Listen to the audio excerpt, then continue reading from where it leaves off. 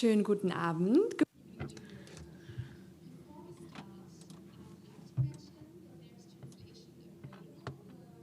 Conversation tonight will be in German and English, so if you need translation, it's available. Schönen guten Abend. Bevor es losgeht, möchte ich noch darauf hinweisen, dass es eine Übersetzung gibt. Die Veranstaltung findet auf Deutsch und Englisch statt. Also falls Sie eine Übersetzung brauchen, es gibt sie dort drüben. I'm Elizabeth Masute. I'm Senior Program Officer in the Africa Department here at the Heinrich-Böll Foundation, and I would like to welcome you tonight to this evening's event. And of course, a very warm welcome also to all the viewers who are joining us in the live stream. Welcome and thank you for finding your way to us. It's a very special evening together with the InterKontinental Verlag. We are celebrating the book premiere of the anthology Schlüsselorte, edited by Fiston Mwanza Mujila, who is with us this evening with Laila Abulela, Abdelaziz Barakasakin, and Nick Mlongo. They are all here with us tonight. Welcome.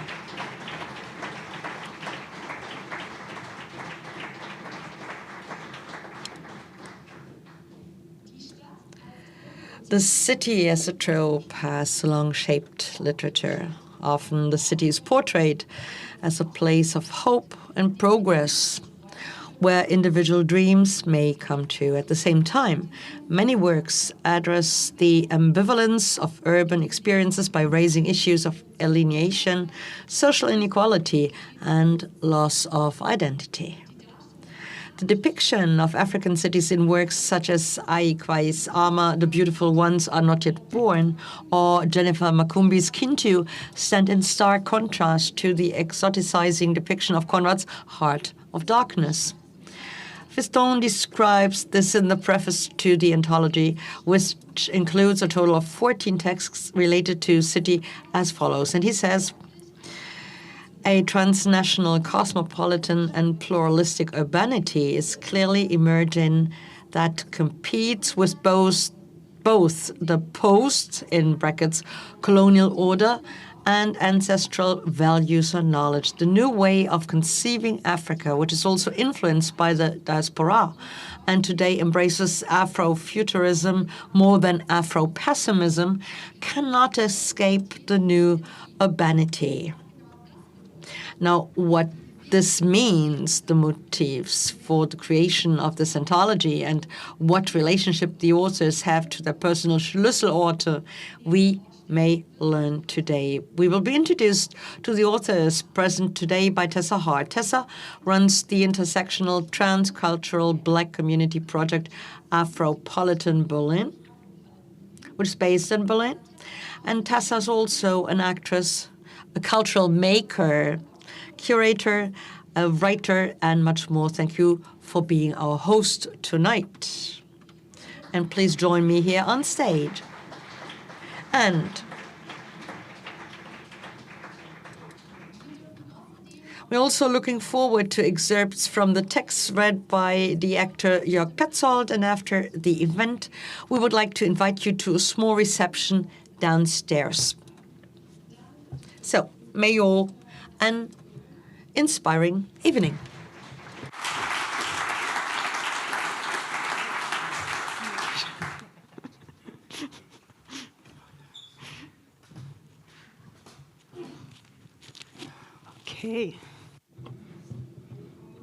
Okay, we will settle in our seats.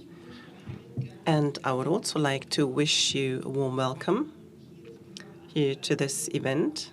And I'm quite happy to be able to be your hostess tonight. We will start out in German, and later on we will switch to English. But as we've heard, we have interpretation available into both languages, so you can make avail yourselves of it. And there's also the hint that you can ask questions at the end. So first of all, we'll have a little conversation with the authors and publishers.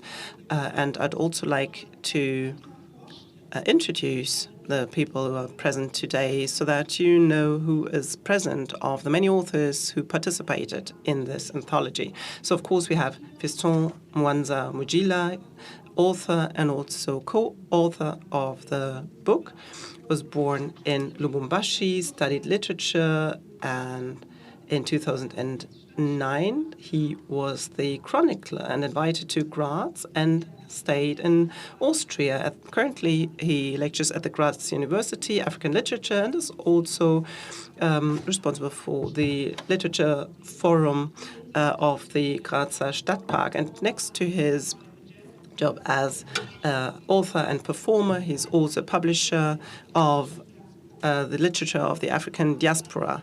To mention just a few works, he writes short stories, poems, also for theater, and texts were actually put on stage in Germany, in Austria, in the Congo, amongst others. The Königin Mutter was shown at the German Theater in Berlin, and his debut novel, Tram 83, was awarded many prizes, amongst others the International Literature Prize of the Haus der Kultur in der Welt.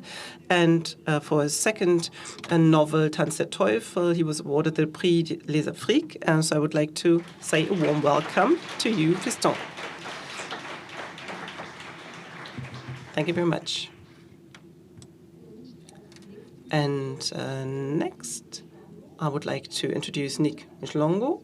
He was born in Soweto, short story writer, a travel journalist, essayist, publisher, and educator. And in 1997, he made a BA in African Literature and Political Science at the Wits University. Amongst others, he wrote 4 novels, Dog Eat Dog, After Tears, Way Back Home, and Wunderhorn, and also Paradise in Gaza. He wrote many short story collections and also an essay collection, and also wrote short story collections. And he was also awarded many prizes, amongst others the Herman Charles Bosman Prize, the Mar de Lettres, and the K. Seledoika Literary Award. And his works were translated into numerous languages, amongst others French, Dutch, Flemish, German, Spanish, and Italian. So, Nick, welcome to you as well.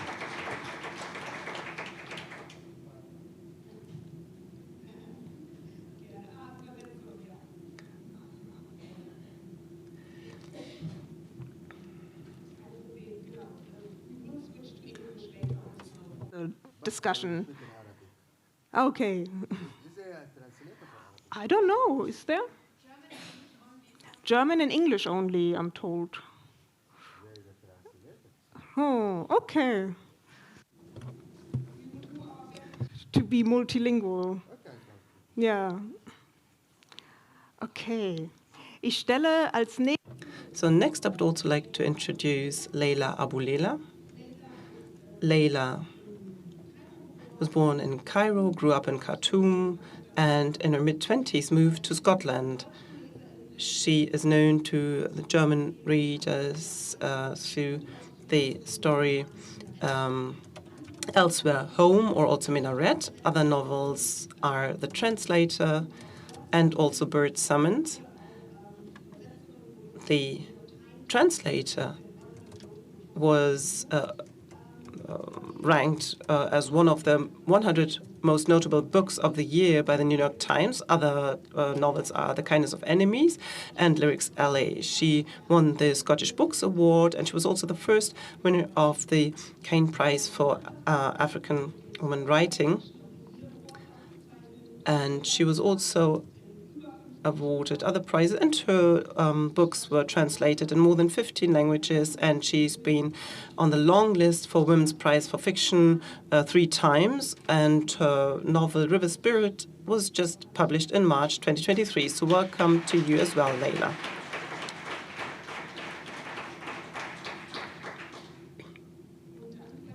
And I'm also very happy to introduce Abdelaziz Baraka Sakin.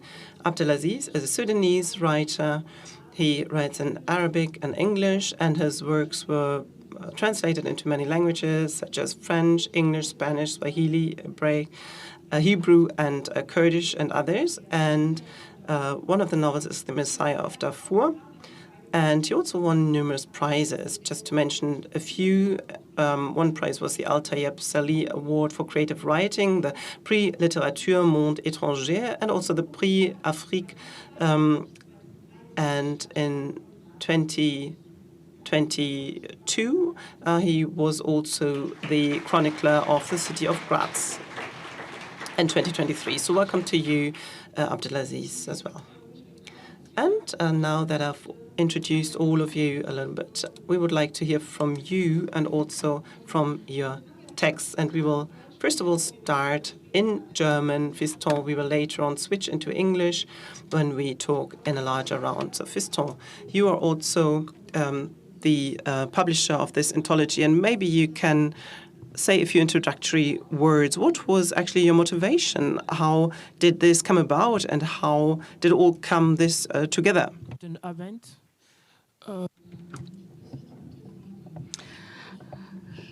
Good evening. That's a good question. I'm from Lubumbashi.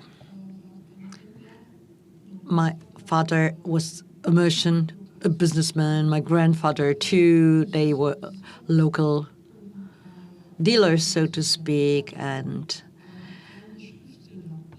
actually, I was meant to be like a barkeeper. I wasn't meant to be a writer. I lived with my parents. And for me, it's actually a bit difficult to be on stage and talk about literature. That's not my job. I'm socialized in a completely different way. I'm actually socialized in order to do cash business. But then, by chance, I've become a writer, and that's because I love books. So I came to Europe.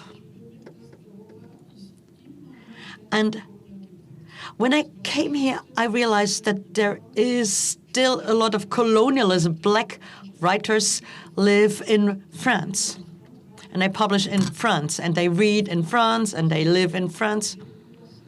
And they are hardly ever translated, or only few of their texts are being translated, and sometimes they are being invited to festivals, but only rarely. Some of them live in Portugal, but then there are only few festivals where African writers can meet. So I was kind of surprised to realize this. In Germany, for example, you enter a bookstore and you don't find a book by Leila Abu Leila or Sami Makta or other important African voices. African writers apparently don't exist. You don't hear them. You don't see them. You don't read them. And that was a shock for me. When I discovered this, I was shocked. So I thought, okay, maybe I am a writer, but I could also try and get these voices together, because these texts are extremely interesting. Mlongo's text next to Baraka's text, or Aminata's text. I mean, all these texts, these voices, to get them together and talk about them and see them together is important, because they sound differently together, I'd say. I believe it's a different truth you can discover with respect to African literature, because this is not about the media, because the media, they write about the wars and Ebola and diseases and what have you, the pandemic and all this. But it might be very interesting to also get access to Africa via the literature. We dance, we love, we sing, we cook. We also brew beer in Lubumbashi, for example, which is it tastes good, like Augustina beer, for example. So to hear all these voices, to get all these impressions, was what mattered for me. And I'm not only a writer; I'm also a reader. I make literature, so. Maybe it was selfish, but I wanted to read these texts too. Right, Schlüsselorte, key places, is the title of the book, and you are explaining what this means. Like, you get all this together, writers, all of them from Africa, from the African continent, living in Europe, offering insights into the diversity of African literature. Why was it important for you to publish the book in German? Well, it was important for me to have all these first-person narrators offer their very personal experiences, and it's very personal what you find in those texts. So you have your own rituals, maybe each and every person has, but on the basis of the texts, you can discover much more about the respective writers. And here with respect to a given city, because African literature is often about the city. Modern African literature began in the colonial time. And African cities today are often a mix of the colonial city, but also of the pre-colonial city and the post-colonial city. African cities are difficult to grasp, are difficult to understand in a European perspective. Because these cities, they smell, you can feel them, you can smell them. Whereas in a city like Graz, for example, everything is clean and nothing smells. And I was in Congo last week, and I walked through the city, and I felt the city. I smelled manioc leaves, for example. And then in another place, I smelled something else. So you have these smells which are part of the city, in Lubumbashi, in Kinshasa, in all these cities. They are part of the architecture of the city. The scent is part of the architecture. I forgot your question, actually. Well, actually, you answered the question. Right, bye-bye. Why was it important to have it be a German book? Well, these voices in Germany, I wanted to have these voices in Germany because Europe is no longer the center of the world. There are several centers of the world. South Africa is the center. Congo is also a center of the world. China, too. The world, well, there is not the one truth in the world.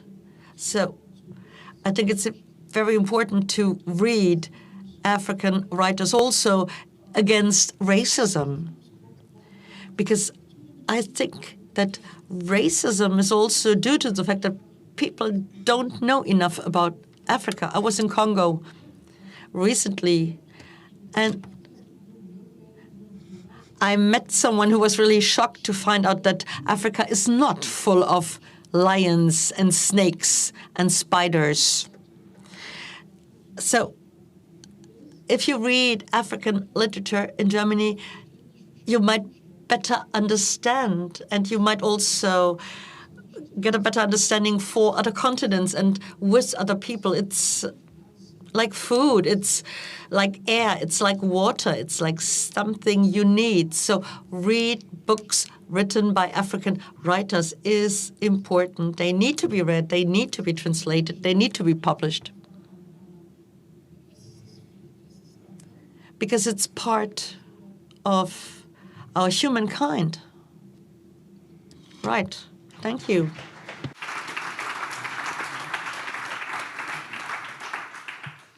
And with that, maybe it's nice now to switch into English. So if you have the translation, I don't know if you will keep it or not. I don't know how that works. Yes, we will switch to the conversation in English now, exactly. And something that Fiston also just addressed is this aspect of the city, which is a key aspect in the books and the stories and the texts as well. Cities, urban spaces, and the significance that they hold. And maybe it would be lovely as a little introduction to hear from all of you. How did you engage with this aspect of the city? And how did you pick the city or cities that you chose to write your texts about or from? Yeah. Who wants to?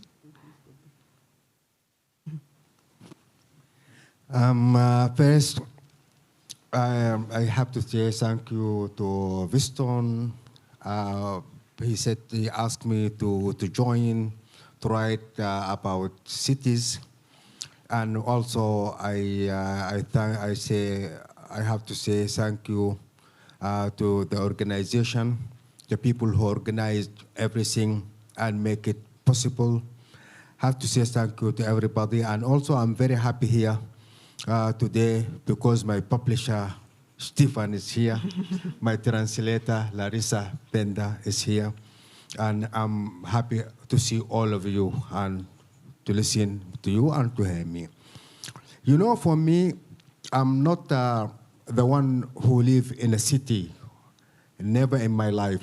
All my life in villages, in very small villages.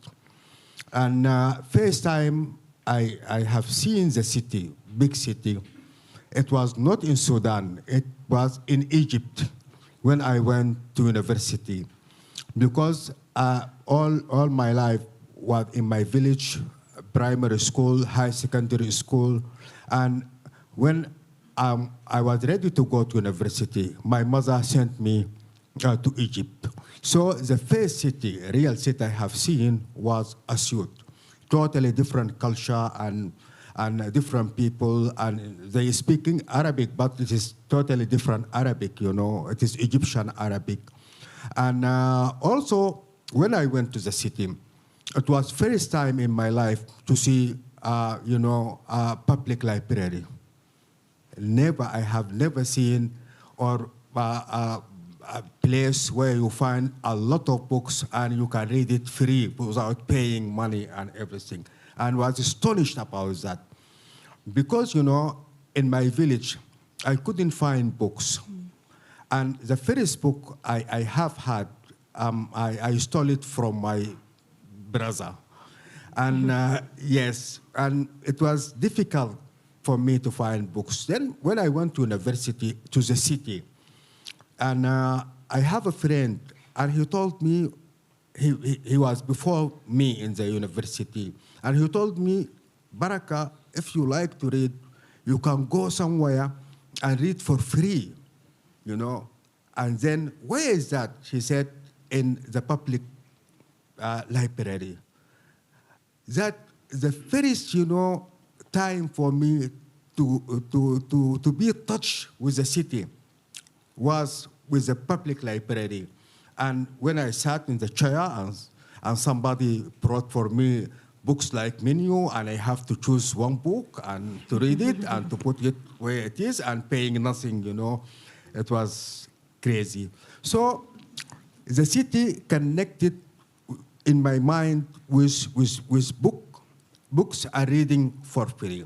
And then later, when I went back, when I finished my study, I went to Khartoum and to big cities, and then it connected in my mind with war. with war and place, the police, chase you because you have to go to military, and because you look like a foreigner, because you are coming from village. We have something called kesha. Kesha is this kesha when there is war in Sudan and they want more soldiers, they just put police in some corners, and when you come, they just catch you and give you some military training and send you to war. So my memory about cities is very complicated. Yeah. When he taught me to write about city, I just remember when I visited Khartoum and what I have seen with a blind guy. It was really with a blind man. He was my friend called Abdullah. And I was working in my village with organization called Plan International. And we have a project for blind people, for Braille. And I want to take him with me to Khartoum, to some organization to help him. So it was a really story. He was the one who guided me in the city.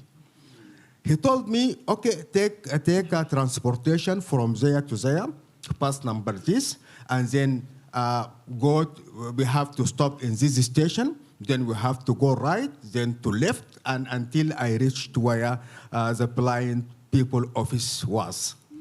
So this is the city in my mind. Yeah, thank you. Thank you.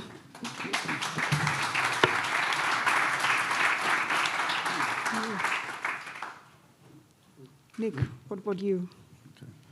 Okay. Good evening, everyone. I just want to say thanks to you, Fisto, for including me into this lovely collection. And thanks to the organizers for having us here. This is very special to us. And thanks to you, the audience, for coming to listen to us talk about something that you already know whose it is. Exactly. So I wrote about Berlin because for me, it's the city that I always discover something new. Let me put it this way. So the first cultural shock for me to come here was walking by the cemetery and seeing people reading books there. And I'm thinking, wow, in my culture, this is abomination. You cannot disturb the dead, and people are reading there. So it was a shock for me. And later I realized that it's normal, it's different kind of, we're different as people. And then there are quite a number of things that I discovered because Berlin is something that I discover as I walk. I walk a lot around the city, so it represents that. But more importantly, my story, the reason I chose this city to write is to talk about discovery and relationships. So more especially the relationship between the past and the present. For me, why Berlin was special is that I grew up during the apartheid times in South Africa. So when I was growing up, one of the things that we wanted to do as young people was to go into exile. And Berlin was one of the welcoming, more especially GDR. Mm-hmm. We heard that it trained South African soldiers and stuff. And then we also wanted to do that. So when I came from South Africa coming here, there are lots of things that were triggered by the things that I've seen along the parks, beautiful parks. One day we're walking into Mawa Park, for instance, and then I just heard somebody swearing at people. It was a black person, and all the Germans were just looking at him, swearing at, Angela Merkel and everyone, you know, swearing, just swearing. And I'm just thinking, wow, this guy. So it reminded me, it triggered a story in me, the story that happened in South Africa, a true story that happened in South Africa. How did that story came about? I think most of you who are familiar with South African history of politics, 1976, June, there was a uprising, we call it student uprising. I was young then, and I have nothing to do with it. But there's a famous picture, when you Google it, there's a famous picture of somebody carrying a child that was shot, Hector Peterson, that was shot. That person that is carrying a child went into exile, almost with all the younger generation, went into exile. They were belonging to Black consciousness movement, so they went into exile, so not being accounted for. So when everyone returned now, when apartheid was over and they were about to vote for former President Mandela, this guy didn't return. And there was an intriguing question, where is he? Mm-hmm. So somebody, a swindler, who happened to be in Canada, took a picture of somebody who was mentally challenged in Canada in a park and said, that's him. So the South African government, being the South African government, said, we need to bring him home. They went to this guy, trying to convince him to come back, only to find that this guy couldn't speak anything, couldn't even hear them. He was speaking French. But they insisted, you are the one. They spent the money, flying him, embassies talking, and everybody talking, until they realized later, no, this guy is actually from somewhere, he's not South African at all. So when I came here, in that park, at Mawa Park, when I saw this guy, it reminded me of that particular piece of history. And I said, let me connect the present and the past. Mm-hmm. And then to show the connection between human beings, the connection between cities, the countries itself, and the people we pass every day that are begging, some of them, or maybe some of them you are swearing at them when they are walking along the bicycle lanes and stuff, and aware. So I said, let me talk about this guy. And then that triggered me to write this particular piece of a story. So in a nutshell, it's a connection between the present and the past, just to show that the present and the past are intertwined. Yeah. It's one thing. So that's my how I came to write about the particular story. Yeah. Thank you.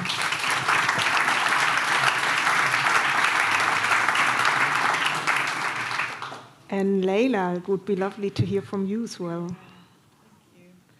Thank you. Should be on. Yeah, it's on.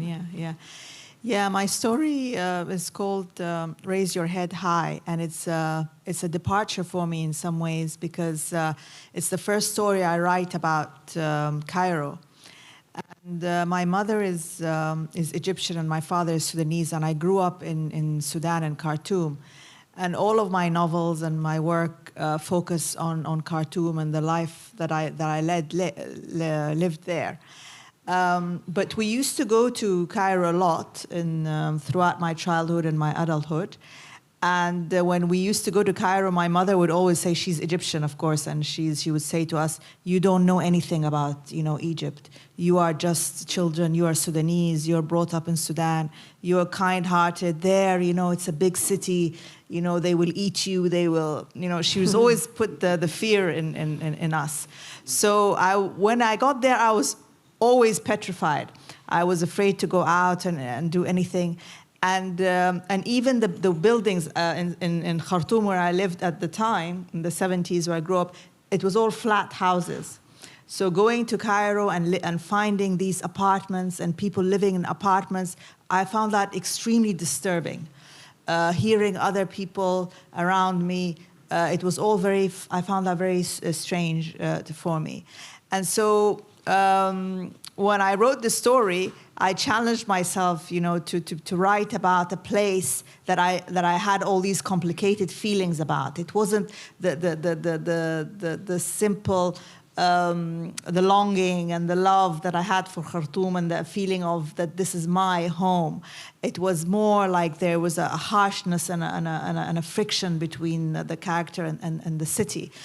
And the story reflects this experience of this young woman who, even though she's independent and she has a job and she's earning her own money, she's still oppressed by her family. She's still, entangled with her family. And in this case, actually, in the story, it's with her sister and the sister's husband and the sister's mother-in-law.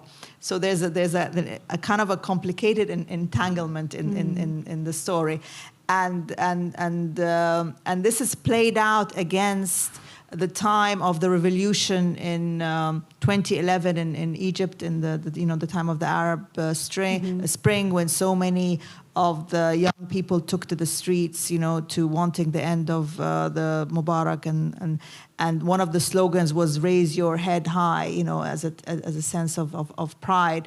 So the girl in the story, she has a disability as well, and so there is this. Her complex feelings of being ashamed and falling out with her family against the hope that the revolution offers for her. So okay. That's it, yeah. Thank you. And with that,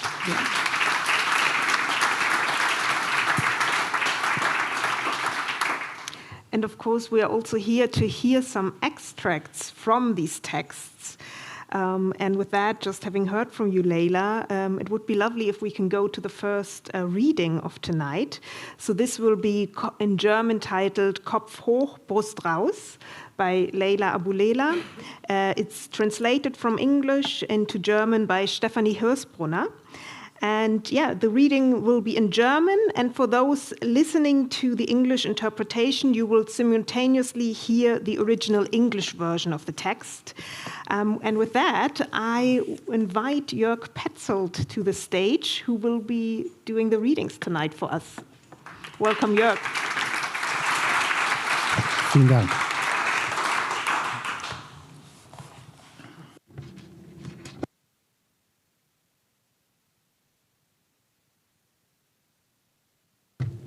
I was already in the car, cold fingers round the steering wheel, when he came down carrying my things. He tossed them in the back seat, as if this was a normal day, and he was helping me with my shopping. My heart sank when he said he needed to go back upstairs and get the rest of the things. They were that many. I should have opened the boot for him and tidied things up, but I felt safe in the driver's seat, belt locked, and the engine running. When I drove off, the back seat was littered and piled with stuff I neither needed nor liked. The migraine made the drive home feel weird, the city uglier than ever. Not the city victorious, but the city oppressor. I drove through damp, muddy streets, other cars pressed against me, the drivers hating me. A few drops of rain fell on the windshield, wiping it left streaks of dirt. I passed the city of the dead, those houses that looked like houses but were empty if you passed through the tall metal gates. No buildings, no permits, just wrapped dead bodies under the ground, without earth surrounding them, scattered in a room to become sacks of bones. The medicine made me slow, and all the things around closer than they usually were. Stopping at the traffic light, I heard pounding. Someone was trying to smash the back window. I started to shout and even beeped my horn to scare them off. Instead, one of them, a man, used a stick and the glass shattered. A hand reached inside and grabbed at the plastic bags piled on the seat. Another pair of thin arms, covered in dirty and faded flowery material, were hauling what they could, lifting out, then reaching in again. The light changed. I pressed the accelerator and heard her scream, "You broke it, you bitch." Later, in every nightmare, I would hear the bone crack.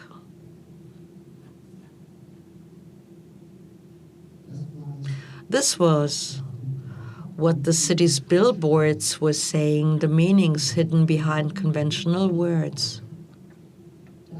This was the graffiti on the walls, the hieroglyphs on stone. This was the city's survival tactics, its street wisdom and rules.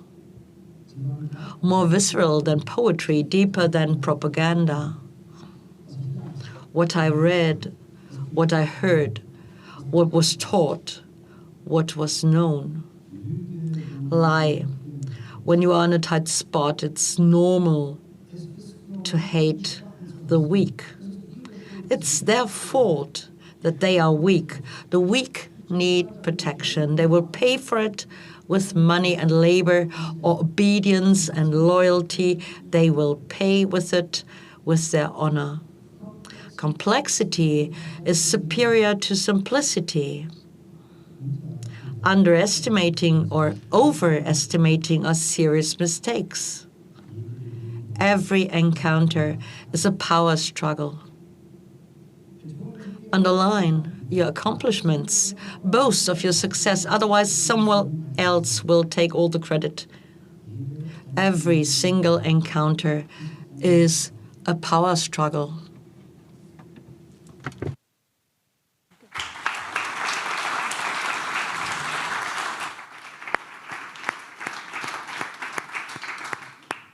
Ja, vielen Dank, Jörg, und vielen Dank, Leila, für den Text.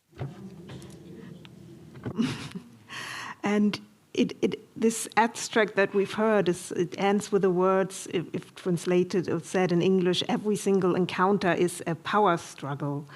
And that is quite a, it summarizes probably a feeling a lot of people have about cities.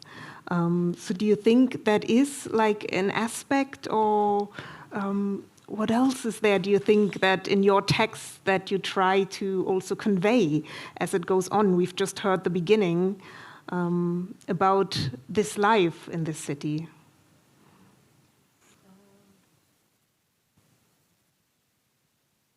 Well, yes. I mean, the in this situation, the city, the power, the struggle then becomes between the poor and the rich, and then the rich feeling threatened by the poor, and of course the poor feel victimized by the rich. The narrator feels, her name is Nada, she feels she's victimized by her brother-in-law, she's been harassed by him. So she has, this incident happens after the harassment, which of course later he denies. The things she has bought is from his mother, who sold her these things under the pretext that it's a charity, but she suspects that the woman is taking the money for herself. So there's all this, this complexity, and then she's, of course, at the end, what happens, the conclusion is that she loses her sister's friendship, and that's very hurtful, of course, when the sister sides with her husband against the sister. So this is very much city values.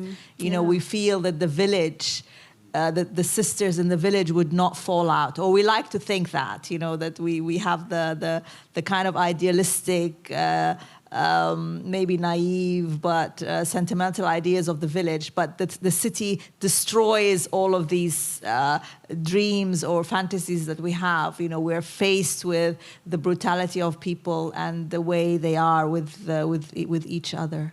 Yeah. Thank you for those insights. And in the anthology, of course, there are different places. There's cities on the African continent, and there's also cities in the diaspora, like we've already heard, and we will soon hear a little extract from Nick's text in German called Hundeleben.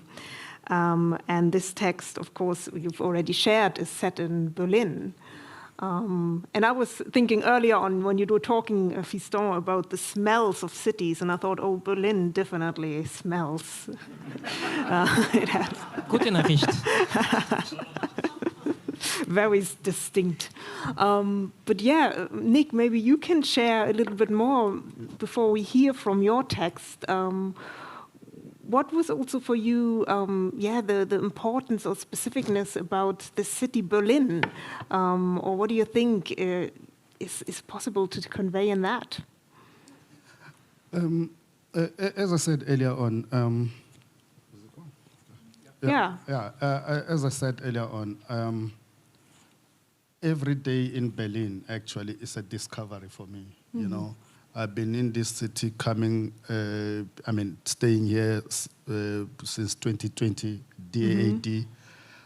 I was part of the DAAD fellowship.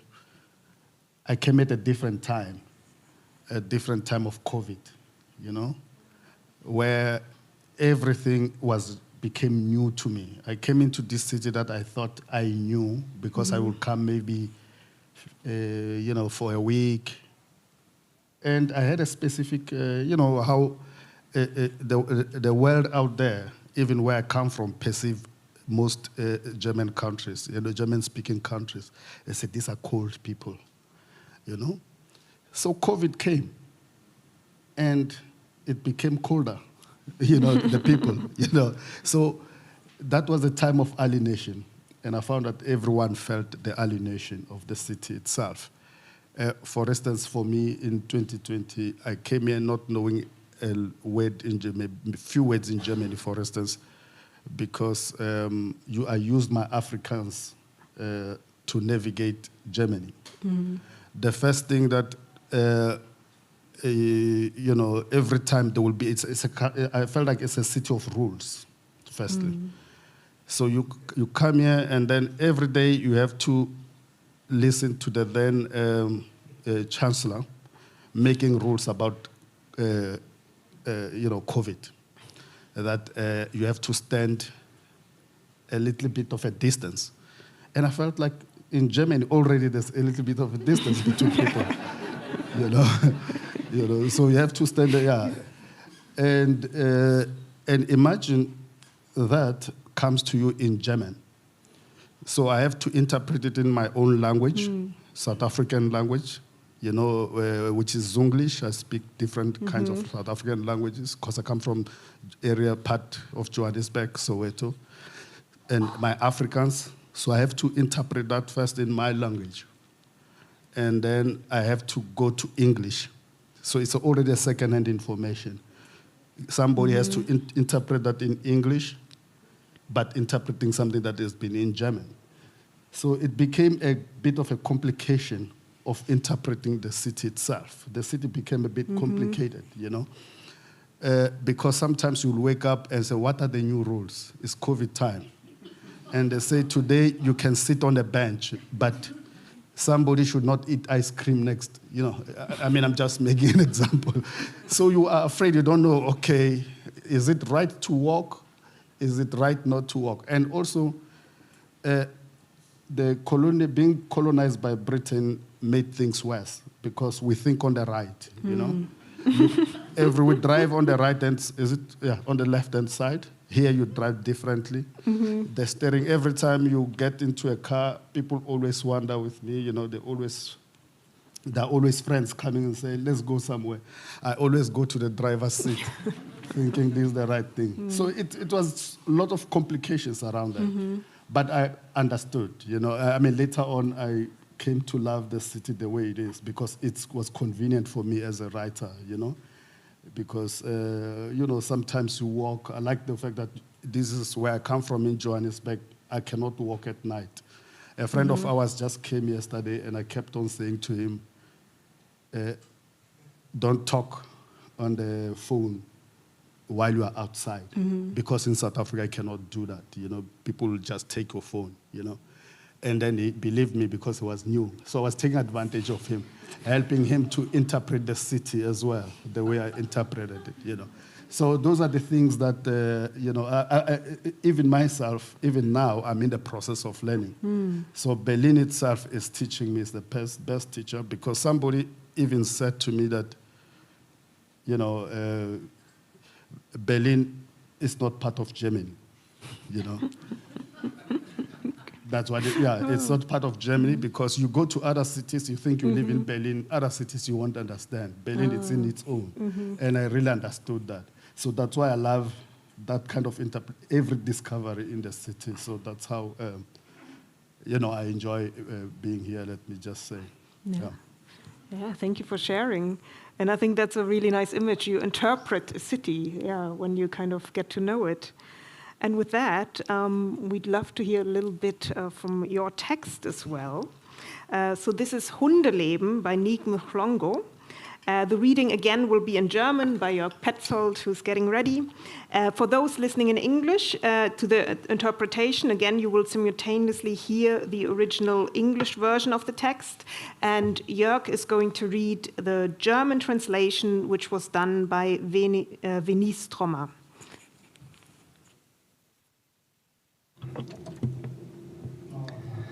A walk in the park.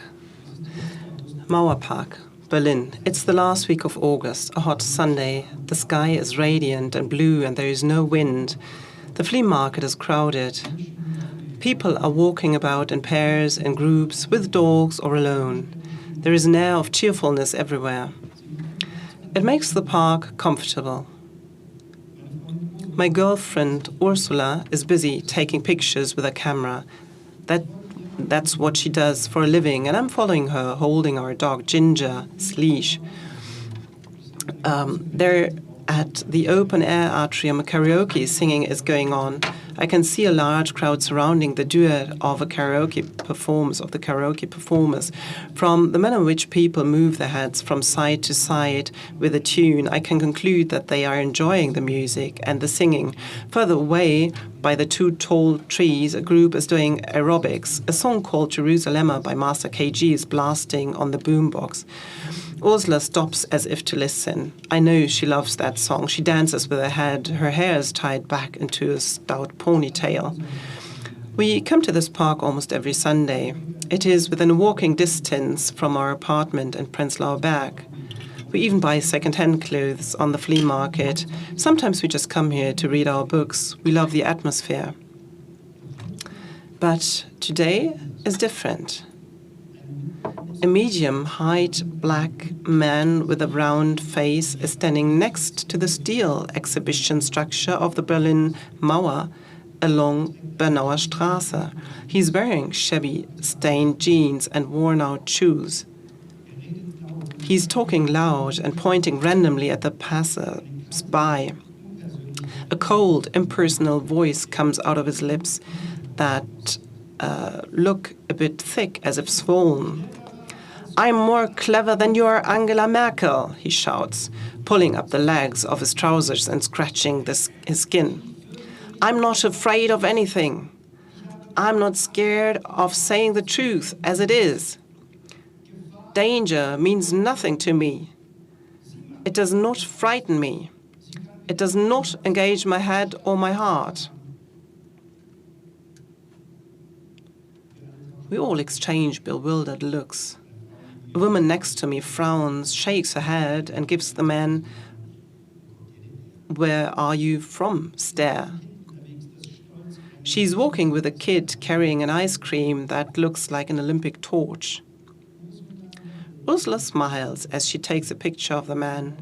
Her eyes contain the excitement of the drama that is occurring, but seem transfixed on the man's forehead.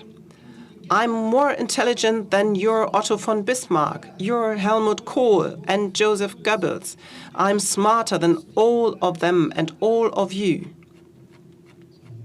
His face looks hardened by pain and experience. He looks old and abandoned, as if sucking hopelessly at the bitter butt end of Berlin city life. I can spot perspiration on his brow as the heat dances on his forehead. It shimmers like a sheet of badly formed glass. He unbuttons his shirt to slip it off, as if to display the great torso decorated with a gallery of tattooing. Look at me, the University of Intelligence. You can't compare me to Angela Merkel. I'm super intelligent. You people need to unburden yourself to feel free like me. I stand there, trying to understand what the man is saying. Ursula tries to capture the moment with her camera. The man notices her and makes a gobbling sound of laughter in his throat. You can take as many pictures as you want and display them in your bedroom. Come on, don't be shy, young lady.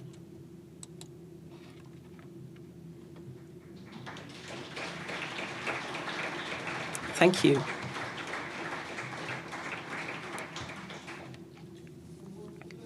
Bring it in German. Yeah. Yeah, because something quite unique about this publication as well, Schlüsselorte, is that the book so far only exists in German, but the texts were created in different languages like English, French, Arabic. And of course, languages don't work and translations don't always work one-to-one. So it would be really interesting to also get a bit of an insight, like how did you engage with that aspect during the process of writing, or did you engage with it? And also the translation and the publication process. And how is it now hearing it out loud in German? Do you want to? I have to say, to disappoint you, it sounds unromantic. But anyway, the story is not romantic. So sometimes, you know,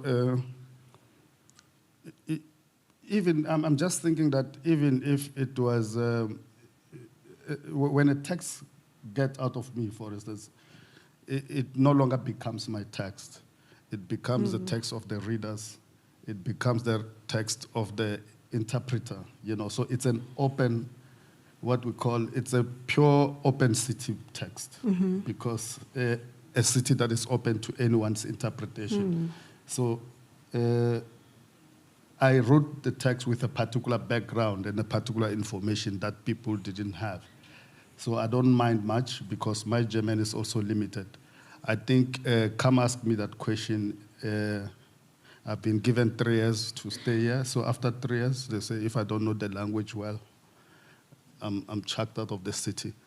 So I'm going to learn the language and then come ask me that question again. All right. We make it an appointment. Yeah, and then by then I'll have a preview information as to, oh, I think I didn't mean that, or I meant it. Yeah. But I was engaged a lot, to be honest, I was engaged a lot with Venice. It's not the first time she translated my book, my stories. She interpreted one of the stories called For You Are Still a Goat, also set in Berlin. So seeing people loving the story and buying the book afterwards told me that it was a good translation. And even tonight, I'm thinking I'll measure that question when I see people holding the book in their hands. That it's a good interpretation indeed. Yeah. Yeah, thank you.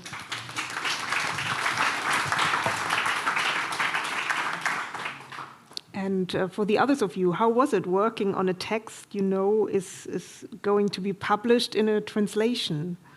Is that something you took into account, or is that, like Nick said, it's out there once it's out there? Yeah. You know, when I started to write the text in Arabic, as I usually do. I thought about the translator, and I have another translator who translated my first book, Gunter Awart. He is my friend also, and visited me in Sudan and he is familiar to my language, Sudanese language, because Sudanese Arabic is not like other Arabic, in Egypt or in Morocco or other Arabian country. But this time I thought about Larissa Banda to translate the text, because Larissa Banda visited me in Sudan with Ahmed Hisso, her husband, and at the house of my aunt. And it was, at that time, it was city of Khartoum. So I don't know how I connected this with my translator from the beginning, And I think also because the city for me, or I look at the city as a foreigner, as outsider, even it is in Sudan. I'm not familiar to anything in the city, so I'm just a foreigner or outsider who, and she is like me for Khartoum also. She was a foreigner and I'm outsider too. But I didn't read it in Dutch until now. It is difficult for me, but I will try and to see how she transferred my feeling. Yes. Thank you. And Leila, you've also just heard the text already in German. Do you also want to share some insights?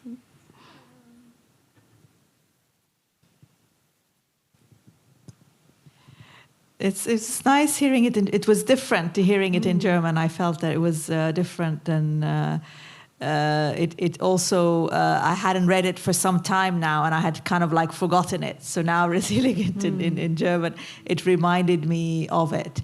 And this section that was read out, I remember working on it. It was changed a great deal in different drafts. It wasn't like that. At first, it was in different parts of the story. And then I think I brought it all together to be like something that she would have read in the graffiti that she's seeing in the graffiti, and in the story it's written in italics. And I checked just now because I saw the book for the first time, and I checked that it was also in italics in the German translation. Right. And Fiston, you're of course involved as an editor, but also as a writer of one of the stories. So. For me, es war wirklich. Well, for me, it really was a challenge to write about the city, because I live in Graz, and for many years, basically, and Graz has become my hometown. In our culture, I mean, when you live abroad, you are like you died. I mean, if you've always lived with your family, and if you go abroad, you die, so to speak.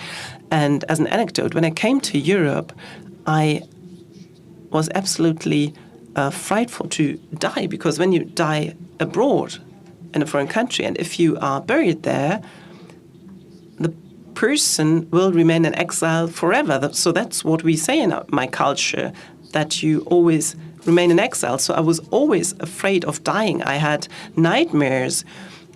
And I always took care of myself when I took the tram and elsewhere. And at one point I decided, and I wrote a short text about it, so when I die here, I would like to be buried in the Congo. Or if it's not possible, you should at least take my hair. I mean, I don't have hair anymore, or my nails, and to send these things to the Congo, because this tradition is very strong in Congo.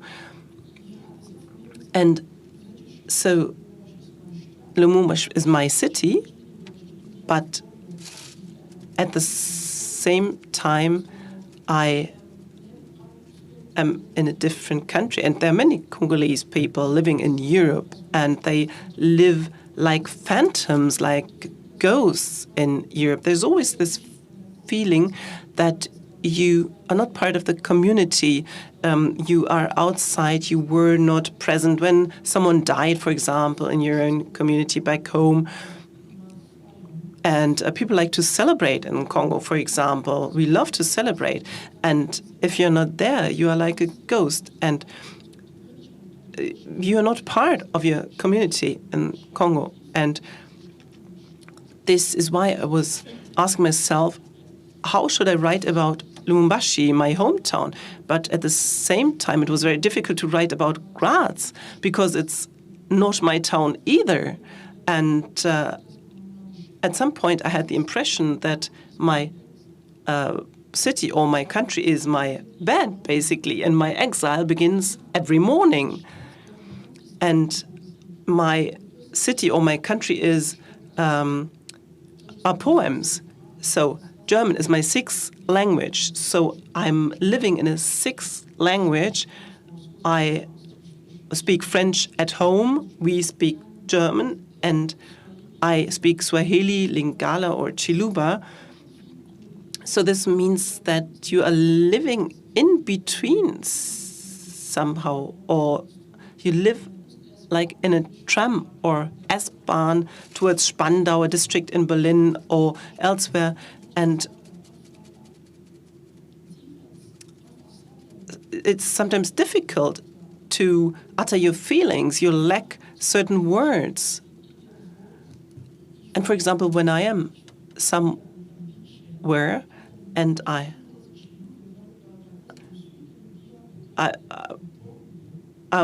want to have a beer, and in my hometown, beer is a bomb, and it's connected to mining and things like that. So this means that you've worked all day, and then you can drink a beer at the end of the day, and you have the feeling, or I have the feeling, that I'm living in the wrong time, and it was difficult to write about the city. And there's this ambivalence. And there's always the question, where will I be buried when I die? And in the past I said, well, yes, please, I want to be buried in Congo. And when my son was born, I said,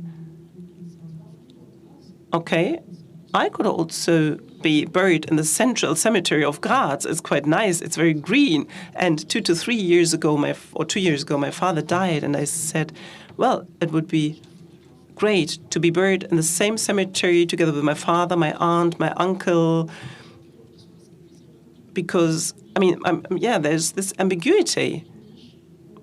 I'm wondering, who am I? Where do I live?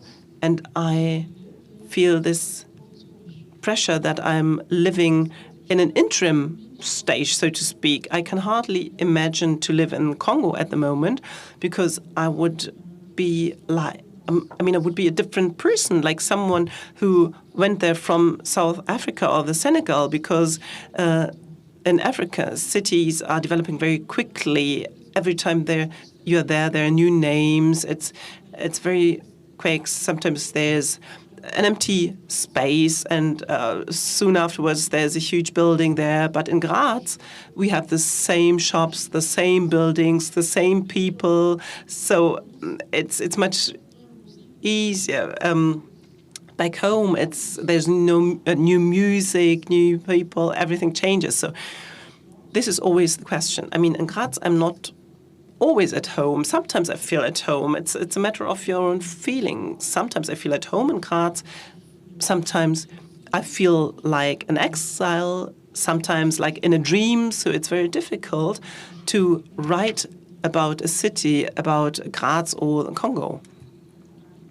Well, thank you very much for these insights. And this brings us to the next phase. We would now like to listen to a part of your text. We will hear an extract read again by Jörg, which is from the text Zweite Welt by Fiston Mwanza Mujila. The original is in French, and it's been translated into German by Lena Müller. One notice is that there is no English language translation available of this text, so there will will be no English language translation, but just the German translation we can now listen to.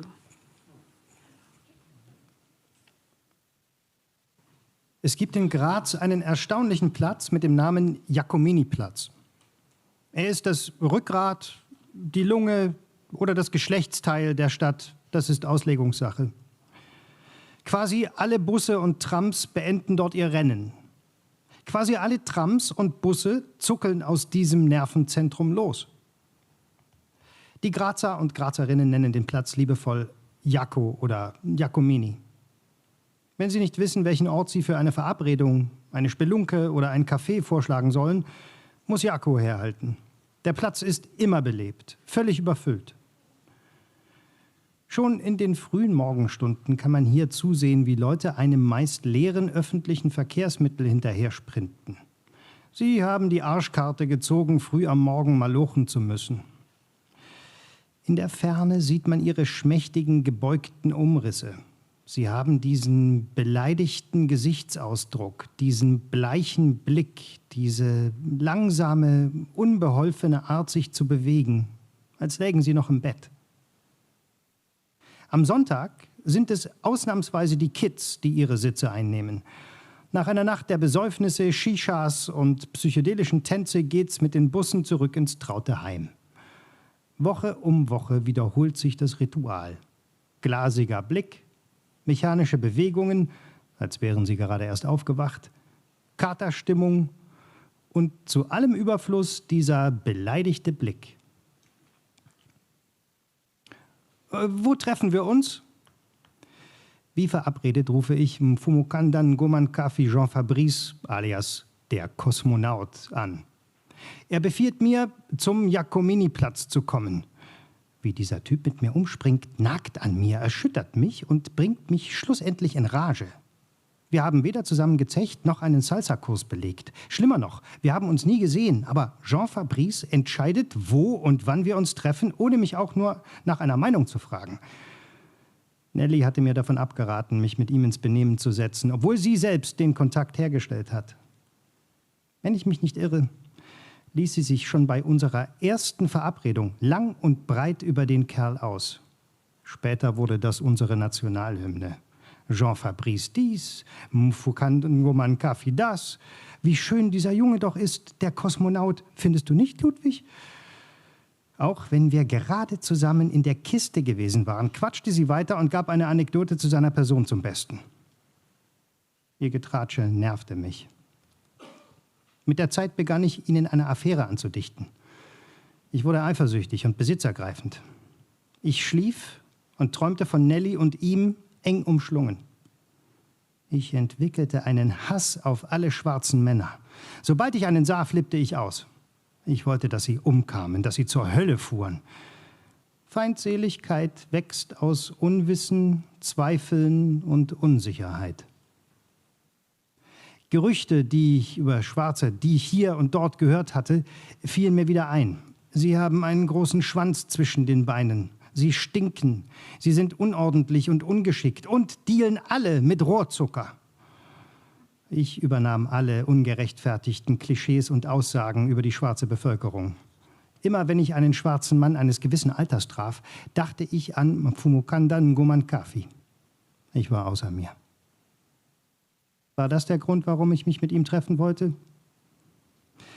Ich habe keine Antwort auf diese Frage.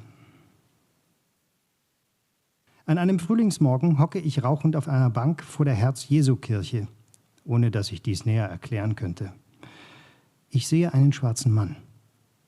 Ich folge ihm. Er steigt in die Tram 3 Richtung Andritz. Ich tue es ihm nach.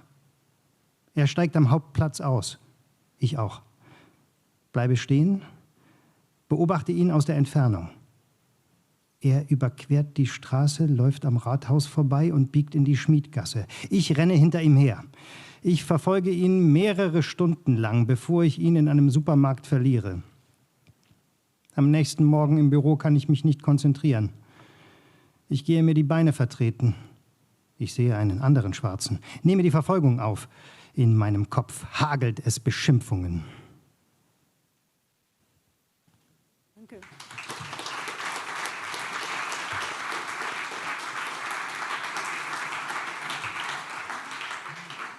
Fiston, ein erster Ausschnitt aus.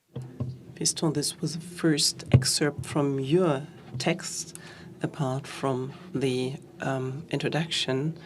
And Second World, and I had the privilege to read the book beforehand. I know how the story continues, but maybe you can give us a little more insights into the story, because it has something to do with different perspectives, with the way people look at each other. What is about the Second World that you chose as a title? Well, this is a completely different world. I can say that this African subjectiveness is a parallel world. For example, in my culture, in the Luba culture,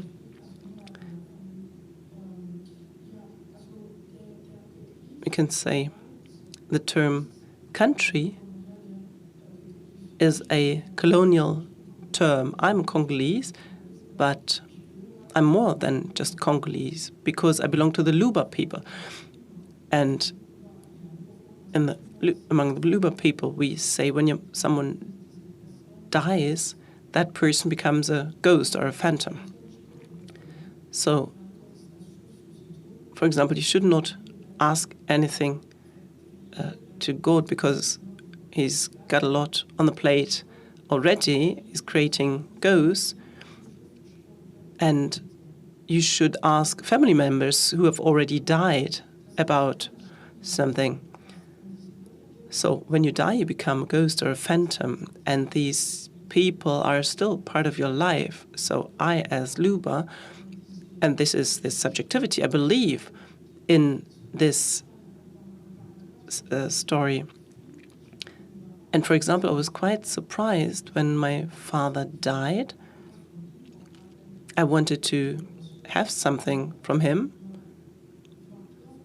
a shirt or anything, and it was quite clear for my mother, for my whole family, that you should not take anything from him, but you should give it away. And my family has cleaned the whole apartment, and I asked my family, why did you do that? And they said, well, a ghost does not have clothes or other things.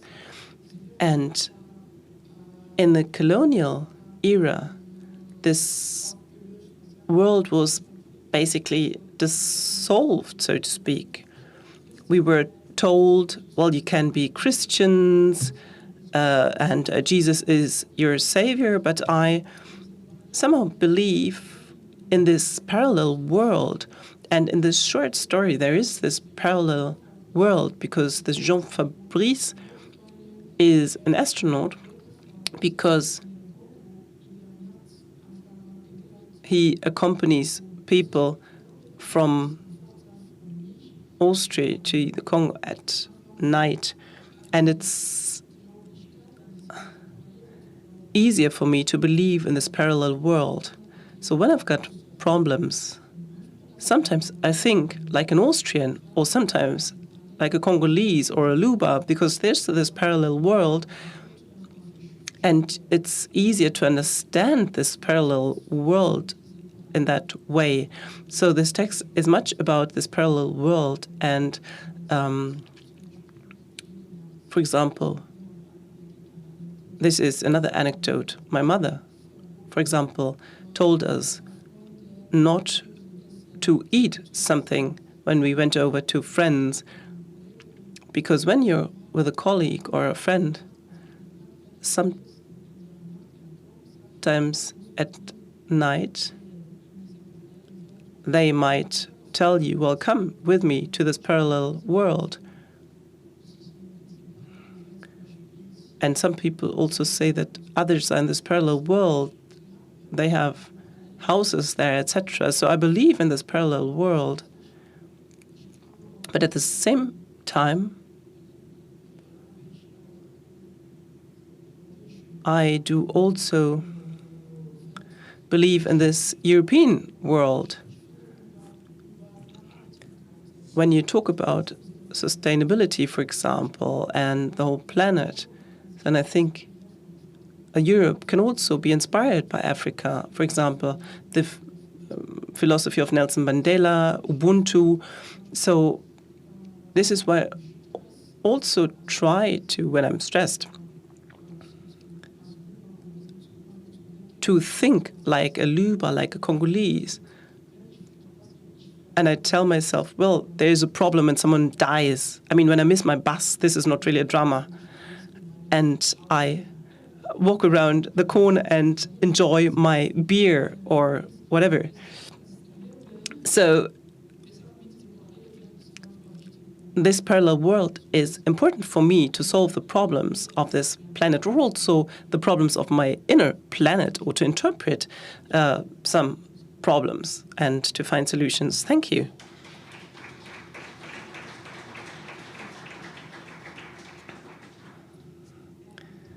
Switch back to English, because Baraka, we haven't heard from your text yet, but we are about to hear an extract. And the German title is Tollwütige Stadt. So, Die tollwütige Stadt, which means the rabid city.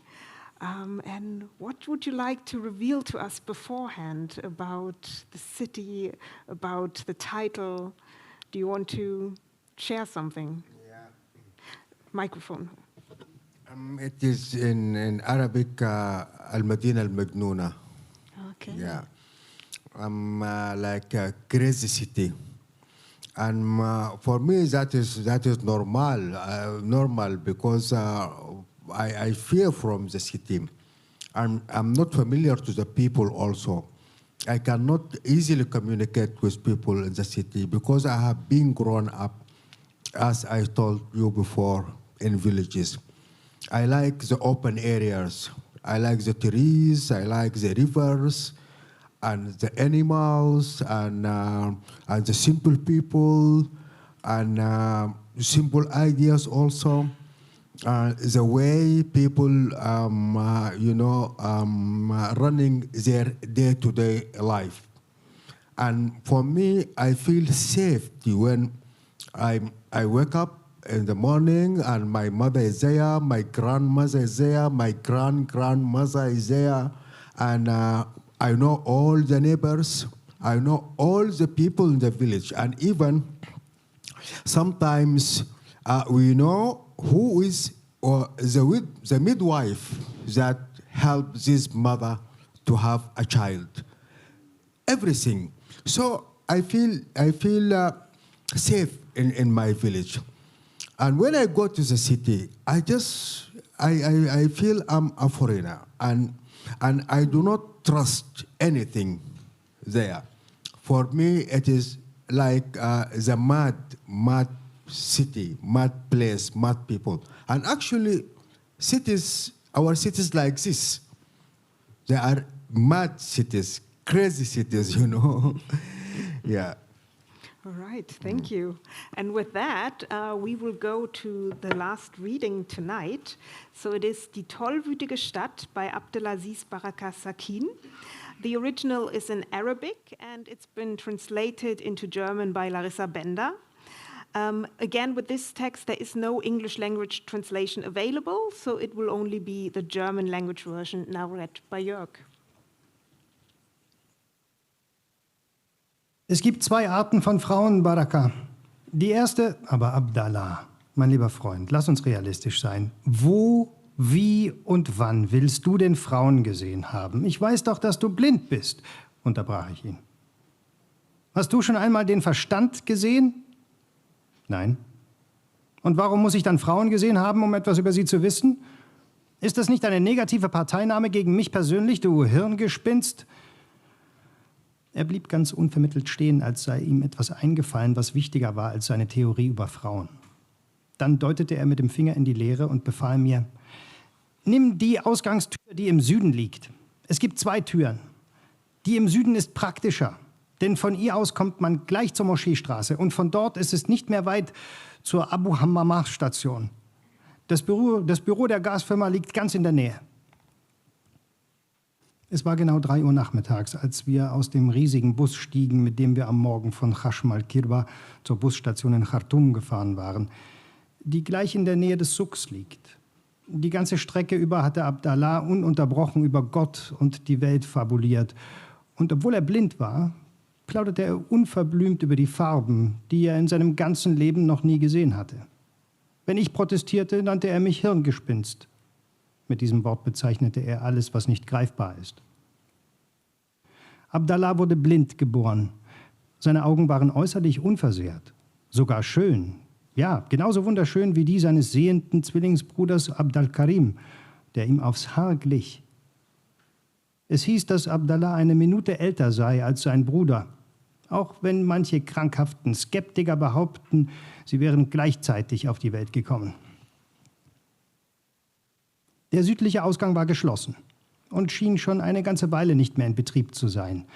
Ein Polizist, der die Tür bewachte, meinte, es sei seit Beginn der letzten Demonstrationen in Khartoum verboten, diesen Ausgang zu benutzen, weil die Behörden nur schwer der Demonstranten habhaft werden konnten, die aus anderen Städten kämen, um sich an den Unruhen zu beteiligen.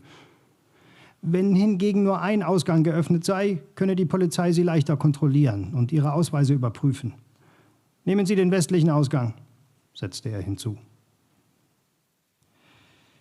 Auf jeden Fall, egal durch welchen Ausgang wir gehen, bring mich zu der Straße, die hinter dieser Tür liegt. Von dort aus werde ich dich führen, sagte Abdallah, der meinem Gespräch mit dem Polizisten schweigend gelauscht hatte. Ich verließ mich auf den blinden Abdallah, er sollte bei meinem geplanten Handel ein gutes Wort für mich einlegen, um zu der Gasfirma zu kommen, denn in Khartoum gibt es keine Straßennamen und keine Hausnummern. Es ist, mit wenigen Ausnahmen, eine Hauptstadt ohne Adressen. Und tatsächlich ist das allen sudanesischen Städten gemein, seit das Amt für Post- und Telegrafenwesen seine Arbeit eingestellt hat. Niemand kümmert sich darum, den Straßen Namen zu geben oder den Häusern Nummern. Wer braucht die schon? Die Menschen können doch genauso gut beschreiben, wo sie hinwollen. Und die Geheimdienstler und Polizisten benötigen ebenso wenig Adressen, um zu verhaften, wen immer sie wollen.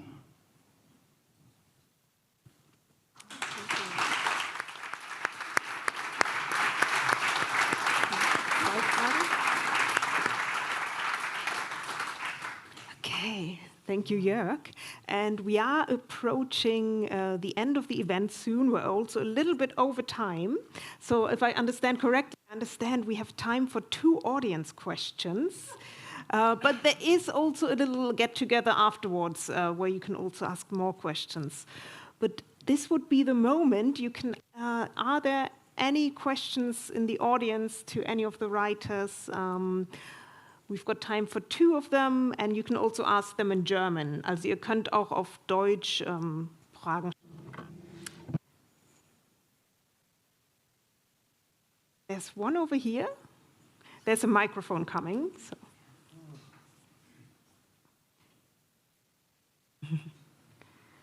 And is there anyone else already? Make yourself known. Okay. Hello. My question is to Baraka because I know your story. I haven't read the other stories yet. That's why I can only address you. In your story, you have this very admirable blind man. He is so superior. He knows the city without being able to see it. He is a moment of stability, of resilience, of trust.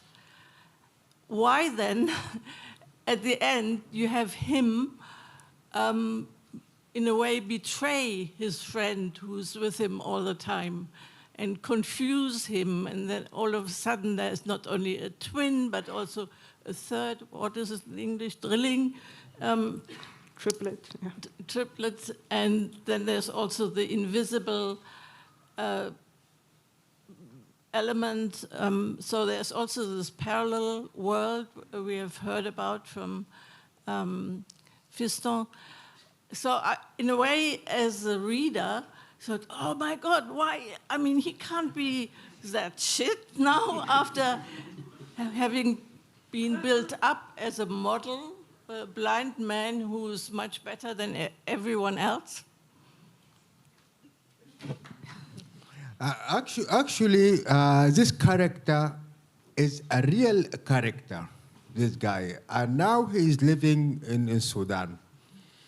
And he is amazing, and even sometimes couldn't believe he really blind. Really, you know, sometimes when we were young, and we have to go, or we like to go to drink some alcohol far away from the village.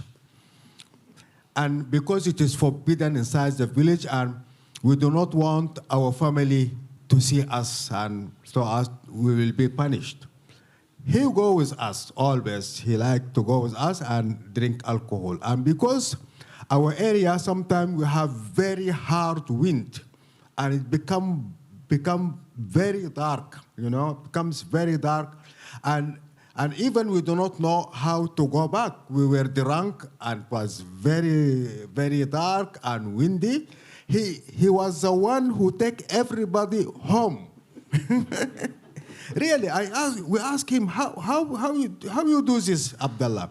He said he feel everything, and he has other type of eyes he can see. It is not, it makes no difference when it is dark or not dark, because he go to his home every time and he sees nothing.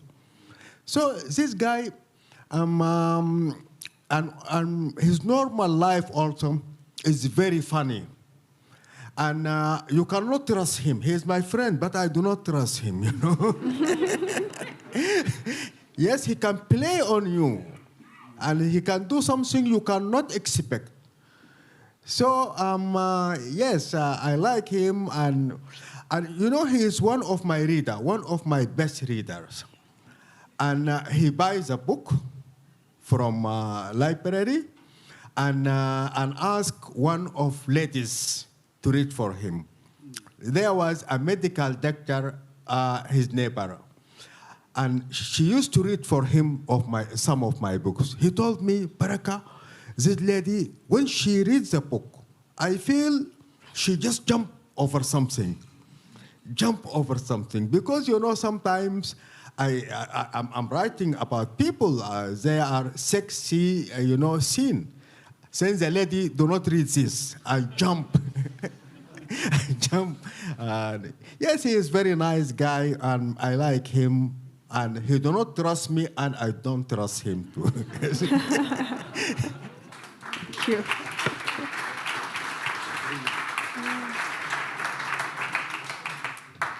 Thank you. And is there one final audience question? Yes, over here. Do we have a microphone? It's at the front. Thank you also for running with a microphone. Well, thank you so much for the insights. I just want to go into the difference, since cities are the issues, and Leila and Baraka addressed to some extent about the myth of village and city. Is it based more on myth, or is there a real difference between cities and villages? And actually, Baraka, you demystified, actually, with your story about what does it mean to be a villager, how much does it distinguish from being an urban person, or what makes urban spaces more untrustworthy in contrast to the innocence of villages. So I just want to have your views on, in a globalized world, is there such a thing like cities and non-urban areas? Is there this difference, or are we living through in a sort of myth?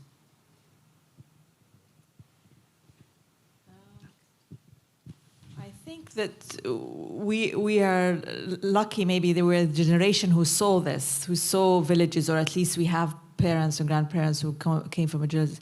But the rate, the rural-urban migration is very high. So the people are pouring from the villages into the city. And there's no control, there's no borders. So people are just pouring, looking for work. So the city is really the future. You know, the city is the future, it's the present and it's the future. And the village might become just something of the past. And the problem with this is that we begin to idealize it. We begin to think of it as being, you know, it's a beautiful place. Everybody is kind. People support each other and all of that. Whereas, you know, it might not really be like that. There's also a lot of cruelty in it. There's also you know, certain characters who are different are marginalized. They're treated as outcasts. There's a lot of harshness that can take place. So. And I think also now in Europe, for example, in the UK, there's another movement of people wanting to go back to the countryside. You know, that the city then represents the poverty, the homeless people. London is full of homeless people, and people then, the affluent people are the ones who have a home in the countryside. And that then becomes a symbol of affluence instead of it becoming the opposite, whereas in Africa, people are leaving the villages in order to find a better place in the city. So there's all these different changes according to the time that you know we are writing in, and I think maybe our generation, we've seen this shift. We've seen the you know, the movement from the rural to the urban, whereas the older generations of writers, African writers, they concentrated on the village. That was their place. Chinua Achebe wrote about the village. Buchi Macheta, Tayyip Saleh wrote about the village. So these writers, you know, they celebrated village life very much so. But you know, our generation sees it differently. Yeah. Okay. Well, thank you with that. If there's nothing else to share on that, then we are coming to an end of the panel and reading part of this event. I do have some thank yous to say. Of course, Fiston, Leila, Baraka, Nick, thank you all so much for being here tonight, sharing your thoughts and your texts with us, for making this book, and all the other writers who haven't been here tonight, but whose texts are in this book. So thank you for that.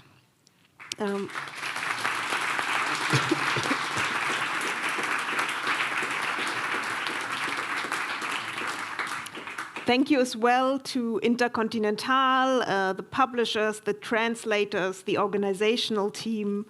Thank you also to the Böll-Stiftung and all of your organizational and technical team tonight. Thank you very much to Jörg Petzold for being the voice of the German language translations tonight. Thank you also for our live translators who've been translating all night long.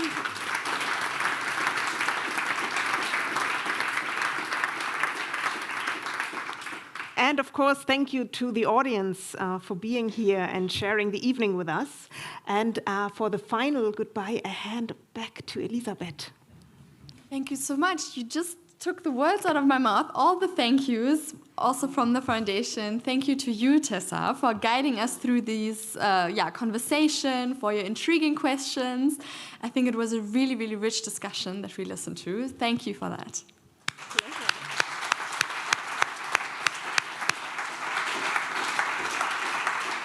And again, also a huge thank you to you for giving us a little bit of an insight to the stories. I encourage everyone to go outside, to visit the books that are there, to buy them.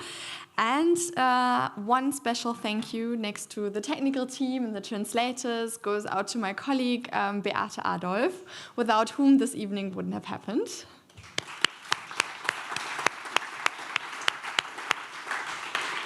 And thank you for the really good cooperation, for working together, to Stefanie Hirsbrunner, to Carla Kutzner, and to Vinnie Strommer from InterKontinental Verlag. Thank you so much for approaching us, and thank you for coming.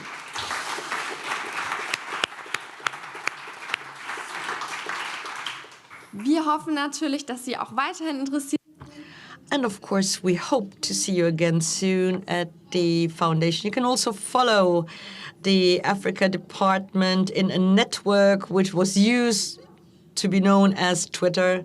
It's at Böll Africa, or you subscribe to our newsletter. And we hope to see you again here at the foundation, locally or in the digital formats. And please join us for a reception downstairs and enjoy the rest of the evening.